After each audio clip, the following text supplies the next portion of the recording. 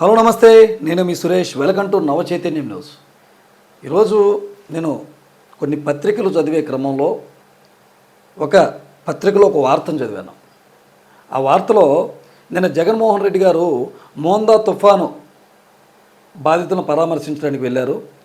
మరి ఆ పర్యటనలో ఆయనకి విశేష జనాదరణ అయితే లభించింది. అది మనం టీవీలో డైరెక్ట్ లైవ్ చూసాం. స్నేహితుల ద్వారా, మిత్రుల ద్వారా, అక్కడున్న మనకి కొంత ఇన్ఫర్మేషన్ ద్వారా జనం బాగా వచ్చారు. మనంతా కూడా అన్ని ఛానల్స్లో లైవ్లో కూడా చూసాం. కానీ ఆ పత్రికలో రాసింది ఏంటయ్యా అంటే, జగన్కి అసలు జనం రాలేదని చెబితే ఒకవేళ నమ్మరేమోనని ప్లేట్ పెరమాయించి డబ్బులిచ్చి జనాన్ని తీసుకొచ్చారు. అక్కడ ఒక డ్రామా సృష్టించారు. అడుగడుగున జనాలకి ఇబ్బంది కలిగించేలా ఆ ప్రయాణాన్ని సాగించారంటూ వాళ్ళ వర్షంలో వాళ్ళు వార్తలు రాసుకొచ్చారు. వాస్తవానికి జగన్మోహన్ రెడ్డి గారికి అనుకూల పత్రికేమో తెలుగుదేశం పార్టీ వారి మీద ఆపోజిట్గా రాస్తూ ఉంటుంది, అలాగే వాళ్ళు కూడా వీళ్ళ మీద ఆపోజిట్గా రాస్తూ ఉంటారు. కానీ ఎవరు ఎన్ని రాసినా కొన్నిసార్లు నిజం చెప్పాలి కాబట్టి మనలాంటి వాళ్ళు చెప్పటం మన ధర్మం.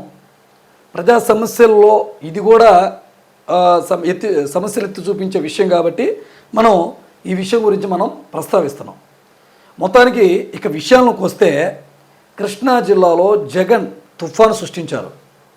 అశేష జనవాహిని మధ్య ఆయన మోందా తుఫాన్లో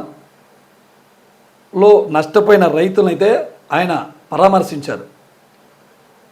విజయవాడ నుంచి మచిలీపట్నం వరకు ఆయన రోడ్ షో నిర్వహించారు.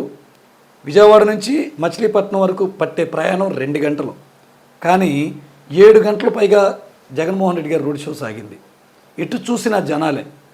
మహిళలు తమ అభిమాన నాయకుడిని చూడడానికి రోడ్డుకు ఇరువైపులా కూడా జనాలు బాగా వచ్చేశారు. ఈ పర్యటనకి వాస్తవానికి జగన్మోహన్ రెడ్డి గారికి ఒక 10 కార్లతో, అలాగే ఒక 500 జనాభాతో మాత్రమే పర్మిషన్ ఉంది. కానీ నిన్న 70 నుంచి 80 కార్ల వరకు, అలాగే లెక్కలేనంత జనాభా రోడ్లపైకి వచ్చేశారు. ప్రతిపక్ష నాయకుడు అంటే అంత జనాభా ఏమీ ఉండదు. అందులో 11 సీట్లకు పరిమితమైన నాయకుడికి జనాల ఆదరణ అనేది చాలా తక్కువగా ఉంటుంది. కానీ కూటమి అధికారంలోకి వచ్చిన తర్వాత మరి కూటమి పొరపాటులు అవ్వచ్చు, గ్రహపాటులు అవ్వచ్చు, లేకపోతే జగన్మోహన్ రెడ్డి గారి మీద అభిమానమే అవ్వచ్చు, మొత్తం మీద జనాల్లో అయితే ఆయన 3-4 నెలలకే జగన్ ఈజ్ బ్యాక్ అనిపించారు అనవచ్చు. ఎందుకంటే ఎలక్షన్ తర్వాత చాలా రోజుల తర్వాత కోలుకుంటారు, సంవత్సరాల తర్వాత. మనం గతంలో కొన్ని వీడియోలో మనం మాట్లాడుకున్నాం, దాని గురించి మనం మాట్లాడుకోవాల్సిన పని లేదు. ఆయన కర్నూలు, అలాగే నంద్యాల, ఇవన్నీ పర్యటనలో కూడా పొగాకు రైతులు పరామర్శించిన బాగా జనాలు వచ్చేసారు, విశేష ఆదరణ వచ్చింది. అంతకు మించి ఇప్పుడు ఈ కృష్ణా జిల్లా పర్యటనలో కూడా ఉంది. దానికి కారణం ఏంటయ్యా అంటే, తుఫాన్లో హడావిడి చేసినటువంటి ప్రభుత్వం ఆ నష్టాన్ని అంచనా వేయటంలో వెనకబడిపోయింది. దాంతో అందరూ కూడా ప్రతిపక్షం వైపు చూస్తున్నారు. జగన్మోహన్ రెడ్డి గారి మీద ఎప్పట్లాగే మరి అపోజిషన్ పార్టీ అంటే, దాని అనుకూల మీడియా అంటే ఖచ్చితంగా వాళ్ళు నెగిటివ్ చేస్తారు, పాజిటివ్ వాళ్ళు ఎందుకు రాస్తారు, రాయరు. సో అందుకే ఇప్పుడు మనం దాని గురించి మాట్లాడుతున్నాం అనమాట. మొత్తానికి ఆయన జర్నీ ఎలా సాగిందంటే, మహిళలు హారతులు, అలాగే కొన్ని చోట్ల పూల వర్షం కురిపించారు. ఆయనతో షేక్ హ్యాండ్ తీసుకోవడానికి చిన్నపిల్లలు కావచ్చు, మహిళలు కావచ్చు, అభిమానులు కావచ్చు, న్యూట్రల్గా ఉన్న వాళ్ళు కావచ్చు, మొత్తం మీద కారు మీద పడిపోయారు. అక్కడ బందోబస్తు కూడా నిర్వహించడానికి కష్టమైందంట. పోలీసులు కూడా చాలా వరకు వాళ్ళు నిలువరించే ప్రయత్నం చేశారు. కొన్ని చోట బారికేట్లు పెట్టేసి గ్రామాల నుంచి వచ్చే వాళ్ళని మెయిన్ రోడ్డు మీదకి ఎక్కనివ్వకుండా, అలాగే రూప్ పార్టీలను ఏర్పాటు చేసి జనాలు రోడ్లపైకి రాకుండా చాలా ట్రై చేశారు. కానీ వాళ్ళందరిని కూడా త్రోసిపుచ్చుకొని చాలా వరకు జనం రోడ్లు అయితే వచ్చారనమాట. అసలు ప్రతిపక్ష నాయకుడు పరామర్శకొస్తుంటే అంతమంది జనం ఏంట్రా బాబు, ఏంద్రా ఆయన మనం ఈ జనం ఏంట్రా బాబు అన్న రేంజ్లో ఆ యాత్ర సాగిందనమాట. చూడొచ్చు, ప్రతి ఛానల్లో కూడా లైవ్ ఇచ్చారనమాట. దాన్ని ప్రతి ఛానల్లో కూడా లైవ్ ఇచ్చారు. ఆ జనం కూడా అదే స్థాయిలో వచ్చారనమాట. ఒక ముఖ్యమంత్రి అధికార పార్టీలో ఉన్న వాళ్ళకు కూడా బహుశా రాకపోవచ్చు, అంత ఇది చేశారు.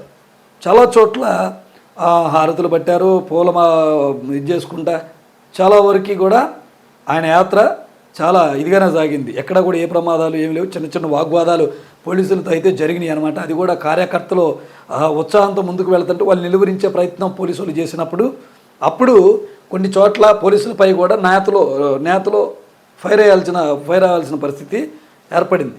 7 గంటల జర్నీ అంటే మాటల అంత మండుటెండలో కూడా మరి ప్రతిపక్ష నాయకుడిని చూడడానికి జనానికి అంత ఆత్రంతో నుంచోరున్నారు రోడ్లపైన. అసలు అంత దూరం అంత ఓపికతో ప్రతిపక్ష నాయకుడి పరామర్శ యాత్ర సాగింది. గతంలో జగన్మోహన్ రెడ్డి గారు కొన్ని పొరపాట్లు చేశారు. పొరపాట్లు ఏం చేశారా, కిందున్న అధికారులు అత్యుత్సాహాలను చేశారా తెలియదు. కానీ మొత్తానికి ఆయన అధికారంలో ఉన్నప్పుడు ఇలాగే తుఫాన్ వచ్చిన క్రమంలో ఒక టెంట్లో నుంచి ఆయన పంటలను పరిశీలించడం జరిగింది. ఇది తీవ్ర విమర్శలకి తావునిచ్చింది. వాస్తవానికైతే నాయకుడు ఎప్పుడూ కూడా పంట పొలాల్లో క్షేత్రస్థాయిలోకి వెళ్ళి పరిశీలించాలి. అప్పట్లో బోల్డంత నెగిటివ్ని ఈయన మూడగట్టుకున్నారు. అయితే ఇప్పుడు నేరుగా పొలాల్లోకి వెళ్ళాడు. దానికి కారణం 11 సీట్లకు పరిమితం చేయటమే. 151 సీట్లు ఇస్తే ఆయన పొలంలో టెంట్ వేసుకున్నాడు. 11 కాబట్టి కిందకు వచ్చాడు. ఇదే కరెక్ట్, ఆయన ధీమాని ప్రజలు దింపేశారు అని కొంత ట్రోలింగ్ నడిపింది. సో ఏదేమైనా ఈ విషయంలో మనం ఖండించాలి.